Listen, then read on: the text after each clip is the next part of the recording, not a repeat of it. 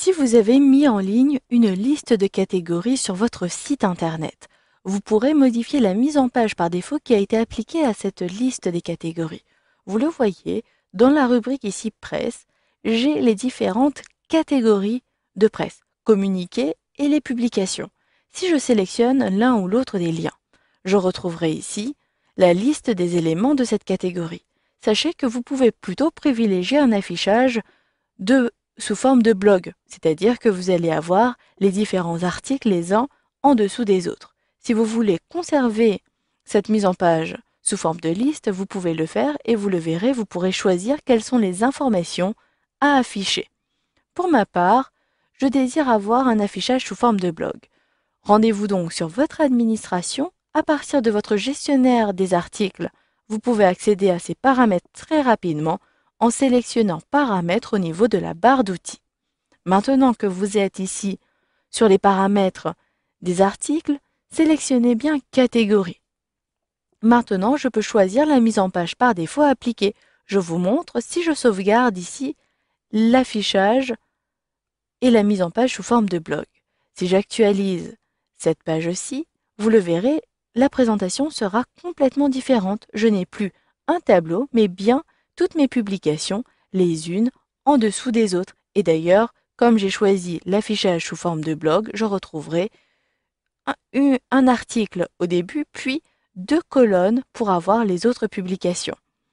Je reviens ici sous l'affichage sous forme de liste et je désire maintenant modifier cette apparence de tableau. Je reviens donc sur l'onglet Catégories.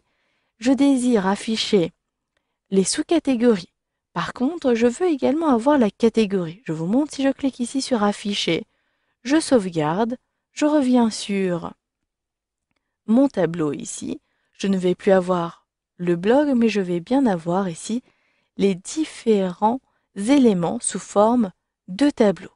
Ensuite, si je désire avoir la description des éléments, une fois que j'ai sélectionné un article, il me suffira de cliquer à cet endroit-ci.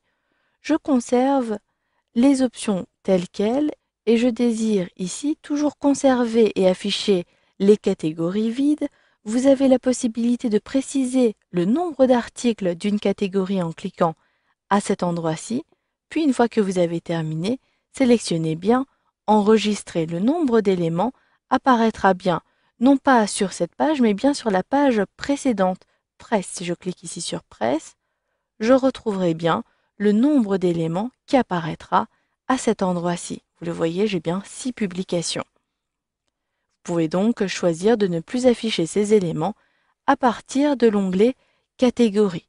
Maintenant, si vous voulez afficher les catégories vides de vos catégories, cela sera possible à partir des catégories, donc un onglet différent, et là vous pouvez choisir de les afficher. Il vous suffit de cliquer à cet endroit-ci.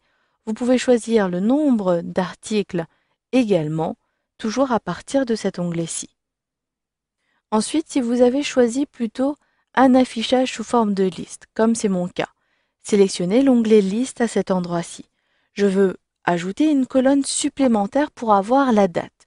Il me suffit de sélectionner ce menu et de choisir le type de date que je veux ajouter. Je choisis donc la date de publication. Je sauvegarde et vous allez le voir. Maintenant, si j'actualise ici, d'ailleurs je peux directement cliquer sur Publication, je retrouverai directement une colonne supplémentaire avec la date de publication qui est d'ailleurs ici la même, le 7 mars 2014. Vous pouvez améliorer la présentation de cette liste en modifiant le format de date, en modifiant ici le nombre d'affichages. Peut-être que vous voulez masquer ces informations et si vous voulez masquer l'auteur, vous pouvez également le faire. Et ici, maintenant, si je clique sur Actualiser, vous allez le voir, les informations vont disparaître et je ne vais avoir uniquement la colonne du titre et de la date de publication.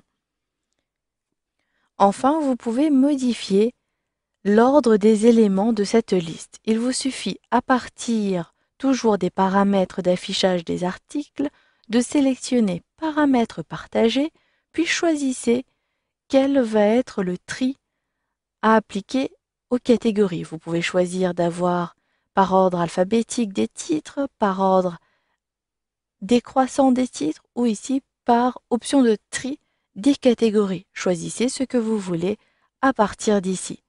Ensuite, vous pouvez choisir d'avoir les articles les plus récents en premier ou les plus anciens en premier. D'ailleurs, vous pouvez choisir de trier plutôt par ordre alphabétique. Je clique à cet endroit-ci et je vous laisse parcourir les autres options qui sont ici disponibles. Si je sauvegarde, ces modifications prendront effet immédiatement sur mon site. J'actualise et vous allez le voir, l'ordre sera bien différent. J'ai bien un ordre alphabétique. Voilà. Vous savez donc maintenant comment changer l'affichage de vos catégories sur votre site internet créé à partir de Joomla.